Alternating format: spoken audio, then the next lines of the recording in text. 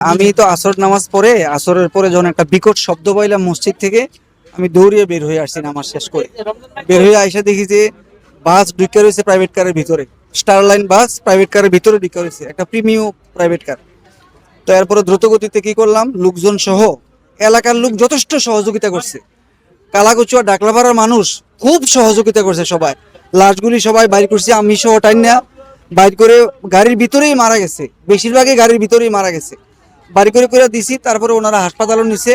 আর ড্রাইভারটাকে বাইর করে যাচ্ছিল না, প্রায় প্রায় 1 ঘন্টারও বেশি সময় লাগছে ড্রাইভারটা বাইর করতে। একবারে অ্যাঙ্গেল দিয়া বিভিন্ন লোয়া দিয়ে চেষ্টা করে তারপরে ড্রাইভারটাকে বাইর করে নিচে নিছি। ওনার মোবাইলটা বাইর করে ওনার বিভিন্ন নাম্বারে কল দিছি, অনেকেই ধরে না। একজন ধরছে, ওনার বাড়ি বরিশাল, বলছে যে উনি আমার বোনের জামাই, নাম হলো জামাল, উনি আমার বোনের জামাই।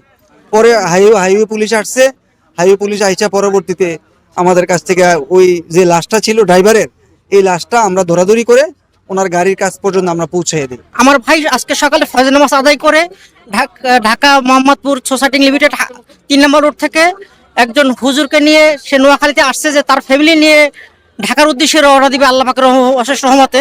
কিন্তু তার ফ্যামিলি নিয়ে যখন বাদ আসর নামাজ আদায় করে ঢাকার উদ্দেশ্যে রওনা করেছে, কুমিল্লা এসেই সড়ক দুর্ঘটনায় সে প্রাণ হারায়। আমার ভাই 4টা মেয়ে, ছোট একটা মেয়েটার বয়স 18 মাস। হুজুরে কালকে ফোন দিয়েছে যে আমাকে আইসা নিয়ে যাও। পরে 11:30টার সময় আমার ফোন দিয়েছে, আমি এই বলছি, হুজুরে বলছে খাওয়া দাওয়া রেস্ট করে আমরা যামু। এই পর্যন্ত কথা হয়েছে, আর কিছু কথা হয় না আমার সাথে। আপনাদের দেশের বাড়ি কোথায়? বরিশালে। বরিশাল। ঢাকায় কোথায় থাকেন? মোহাম্মদপুরে। আমার বাড়ি থেকে সকালে বের হয়েছে, আইসা স্বামীর বাড়িতে ফকর ছিল, বিকালের ভিতরে রওনা দিছে। এই আসরের পরে দিয়া এখানে অ্যাক্সিডেন্ট হয়েছে। আমরা ওই যে নানু নামে সেভ করা এক লোকে আমার আম্মারে বারবার ফোন দেয়। আম্মা মহিলা মানুষ, আমরা সবাই পর্দার নিশীল, পুরুষের কণ্ঠ পাইয়া আমার আম্মা আমাকে দিছে। দেওয়ার পরে আমি খবর পাওয়ার পর তো সব আমার নেতার মধ্যে আমি ফেসবুকে জানাইছি, আশা দেখলাম সব স্পট ডেট। এছাড়া আমি আর কি বলবো। আমার পুরা আমার এক পরিবারের, আমার বোনের পরিবারের পরিবার শেষ। ঈদ কি আমার বাড়িতে করছে, আমার সাথে করছে।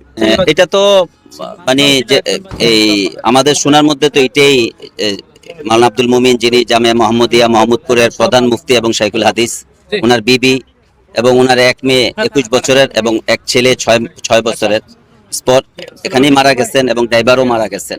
মর্মান্তিক দুর্ঘটনা আমরা শুনে সাথে সাথে আসছি।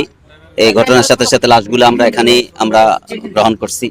এই ঘটনার আমরা প্রতিকার চাই। দেশে এই জাতীয় ঘটনা থেকে একটা পরিবার একেবারেই শেষ হয়ে গেছে। যেই 12, 10, 11 বছরের যে ছেলেটা বেঁচে আছে, আবরার, হাফেজ আবরার, সে কি নিয়ে বাঁচবে আগামী দিনে? কার কাছে যাবে, কার কাছে সান্ত্বনা পাবে?